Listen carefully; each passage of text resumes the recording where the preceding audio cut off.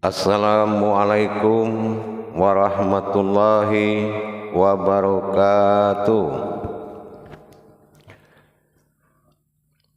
Alhamdulillah, alhamdulillahi rabbil alamin. Assalatu wassalamu ala asrafil anbiya'i wal mursalin, sayyidina wa maulana Muhammadin. Ashhadu an la ilaha illallahul malikul haqqul mubin, wa ashhadu anna Muhammadan abduhu wa rasuluhu was-sadiqul wa'dal amin. Allahumma salli wa sallim wa barik wa karim ahzanul nabil karim. Ihdinil lazi min jamalika wa innal lazi min jalalika wa innahu min kitabika wa tahirin wal mujahidina amma ba'du. Ibadullah, bersyukur kita kepada Allah dengan mengucapkan alhamdulillahi rabbil alamin atas segala limpahan karunia, rahmah dan hidayahnya, serta dengan izinnya juga kita dapat menjalankan amanahnya, beramal dan beribadah zahir batin dunia dan akhirat. Bersalam kita tidak akan pernah kita lupakan. Marilah sama-sama kita sampaikan kepada junjungan kita Nabi Allah, Nabiul Akhirul Zaman, Rasulullah Muhammad sallallahu alaihi wasallam. Atasnya kalimahnya kita kalamkan dengan membacakan Allahumma sholli ala sayyidina Muhammad wa ala alihi sayyidina Muhammad. Alhamdulillah, bertemu lagi dengan saya Guru Mursyid Syekh Nur Muhammad Buya Irwan Maulana Al-Khalidi, Sumatera Barat, dalam makom majelis zikir Ma'rifatullah dalam tayangan YouTube Buya Pasaman Timur. Demi meningkatkan iman dan takwa kita kepada Allah, tentunya dengan kita meningkatkan martabat dan derajat kodrat dan ibadah diri. Kalau kita berbicara mengenai peningkatan derajat kodrat ibadah diri, tentunya kita harus mengkaji lebih dalam makna dan hakikat dalam setiap perintah Allah. Apabila kita telah sampai pada titik pengkajian atau pentadaburan ilmu, maka kita akan mendapatkan sesuatu yang mana wajib diimani oleh hakikat ibadah. Ibadah itu dinamakan sebuah hakikat kalau kita sudah memiliki keimanan. Apa yang dikatakan keimanan? Sudah ada yang diimani di setiap gerakan. Kalau kita belum ada yang kita imani isi dari gerakan ibadah, maka belum itu dikatakan dengan nama ibadah. Untuk itu perlu satu hal kita pelajari dalam waktu dan kesempatan yang kita muliakan ini. Ada yang wajib kita pahami mengenai wujud tempat berdiri dalam solat. Dalam ijab kiblat, kita telah diajar dalam amaliyah menghadap kiblat. Kiblat yang dihadapi adalah arah, tidak ada kiblat yang berwujud. Yang dikatakan kiblat itu adalah arah. Nah, kalau sudah dinyatakan ada kiblat, maka kita melihat wujud yang berkiblat. Kalau yang berkiblat ini sifatnya amaliyah, leburnya jasad menghadap Ka'bah, muncullah pecah Ka'bah jadi Baitullah. Kalau Ka'bah, kodrat Ka'bah belum terbuka ijab menjadi Baitullah, maka kodrat yang sholat tetap akan dilaksanakan oleh tubuh. Kalau tubuh masih berbuat di dalam sholat, itu jatuh sifat amaliyah. Tapi dalam ijab solat, solat ini adalah marhalah muqarabah, yaitu perbuatan rohani. Kalau perbuatan rohani harus dilakukan oleh rohani. Nah, bagaimana dengan kiblat? Sementara kiblat diarahkan kepada Ka'bah, apakah Ka'bah itu sudah rohani? Nah, di sana kita harus berpikir kembali. Setiap yang maujud pasti ada wujud asalnya. Nah, kita lihat Ka'bah itu adalah suatu makom Baitullah. Artinya apa? Di dalam Ka'bah itu ada Baitullah. Jadi kalau umpamanya solat itu sudah ke tingkat rohani, maka rohani harus menghadap Baitullah. Arti dikata Baitullah ini adalah alam batinnya Allah. Alam batinnya Allah tempat berpijak syarat ketiga dalam syarat sahnya solat, yaitu qalbi, fikri, khawli, qalbi. Nah, qalbi solat, tempat berpijak adalah Baitullah.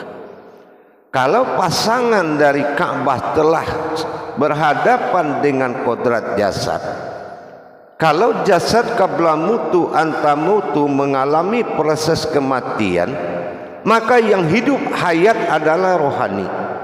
Maka rohani tidak bisa berhadapan dengan Ka'bah, maka rohani harus berhadapan dengan Baitullah. Pecah Ka'bah, berdiri Baitullah. Baitullah inilah yang harus tempat menghadapnya. Kerangka diri yang berdiri disebut dengan rohani.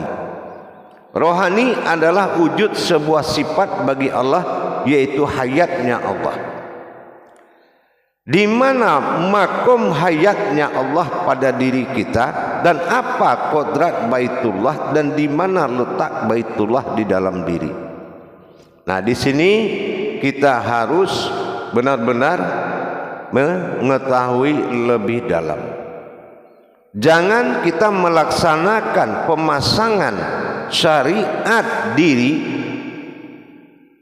berhadapan dengan hakikat solat. Ini sudah menunjukkan hukum batal. Batal apa? Batal ibadah. Harusnya hakikat amaliyah adalah ibadah. Kalau sudah berangkat pecah Ka'bah kepada Baitullah, maka yang berhadapan dengan Baitullah adalah ruhaniyahnya Allah. Itu adalah dikatakan dengan rohani, marhalah muqarabah. Dalam hal ini Allah menetapkan suatu sifat beribadah dengan nafis dan isbat. Apa yang dikatakan nafis isbat, harus ada batil yang terbuang dan hak yang berdiri. Ini hukum ibadah. Kalau kita tidak mampu melaksanakan pemisahan hak dan batil, maka ibadah ini akan bercampur dengan amaliyah, dan ini sudah tidak bisa dilaksanakan. Kenapa? Karena solat itu bersifat sahadah, yaitu langsung, tidak bisa diwakili oleh ibadah apapun. Apalagi ada tersimpan bentuk amaliyah, itu membuat ibadah itu dibatalkan. Akhirnya kita gagal ibadah, dapatnya amaliyah. Padahal kita diundang untuk ibadah. Kenapa dapat amaliyah? Karena kita tidak mampu salawatul fil mi'rad, tidak bisa berpindah. Kalau sudah jasad menghadap kiblat, harusnya diri menghadap Allah. Alam Baitullah yang dikatakan nyebut alam Baitullah, yaitu berdirinya diri batin Allah di dalam alam batinnya Allah. Itu yang dikatakan Baitullah. Mana yang dikatakan alam Baitullah tadi dan diri Baitullah? Diri Baitullah disebut dengan diri batinnya Allah yang tidak punya asma. Diri yang tidak berasma, tidak memiliki nama, itu disebut dengan diri batinnya Allah. Itu dikatakan dengan alam Baitullah. Kalau alam Baitullah, alam yang tidak tersebut nama dan tidak memiliki wujud dan bentuk, tetapi memiliki kekosongan. Di dalam alam kekosongan Baitullah berdirilah alam batin Allah halus di balik yang halus. Kalau halus di balik yang halus, hati nurani bisa melihat. Tapi kalau kita melihat dengan kemampuan 1000 makrifat, itu tidak akan mampu melihat diri yang halus dalam alam yang halus. Disinilah dituntut kebenaran hati nurani di dalam mendirikan solat. Jamaah yang dirahmati Allah, kaum muslimin dan muslimat dimanapun berada, rahimakumullah. Kenapa kita harus sampai ke tempat, ke titik qalbi? Karena apabila rukun yang 4 ini tidak terpenuhi di dalam solat, berarti kita telah melanggar wahyunya Allah. Kenapa? Bacaan dan gerakan di dalam solat itu adalah syafaat. Syafaat yang diturunkan kepada Rasulullah. Syafaat ini berasal dari wahyu. Wahyu yang diturunkan berupa qudsi, yang berasal berbentuk kudus, yang berbentuk Quran, maka mewujud berbentuk ibadah. Inilah syafaat. Jadi kalau kita langgar nilai syafaat di dalam solat, berarti solat itu tidak ada nilai wahyunya. Kalau solat tidak ada nilai wahyunya, maka tidak akan pernah dihadiri atau didatangkan hidayah. Kalau solat tidak berhidayah, maka dijadilah kodrat amaliyah. Inilah kegagalan ibadah. Jamaah yang dirahmati Allah, rahimakumullah. Di dalam mendirikan Baitullah tadi, saya sudah sampaikan, Baitullah memiliki kodrat yang berdiri, yaitu batinnya Allah. Nah, inilah yang dikatakan alam kabir. Alam kabir adalah alam Baitullah, tempat berpijaknya diri batinnya Allah. Nah, di sini di mana dilaksanakan kodrat itu, di rukun mana kodrat itu berada, di rakaat mana wujud Baitullah itu berada. Ini yang dikatakan dengan tumbadil, adanya di duduk akhir di dalam solat. Makanya dinamakan duduk akhir itu tumbadil. Yang membaca, yang dibaca itu tidak ada asma, penyebutan siapa yang membaca dan siapa apa yang dibaca. Ini yang dikatakan tumbadil. Makanya telunjuk pada tayat akhir tidak boleh digerakkan. Disinilah berdirinya assalamu alaika ayyuhan nabiyyu wa rahmatullah, dihampiri oleh batinnya Allah billah, menghampiri suatu wujud, yaitu dinamakan dengan filah. Filah inilah disebut dengan tubuh rahimah. Inilah yang berdiri, yang duduk, yang menunggu datangnya berwujud Nabi. Nabi itu aku bi batin. Inilah batinku, aku mendatangi batinku sendiri. Assalamu alayka ayyuhan nabi wa rahmatullah. Di dalam masa datang tahiyatul, kedatangan batin Allah menuju diri batin di alam Baitullah. Nah, inilah yang dikatakan alam Baitullah.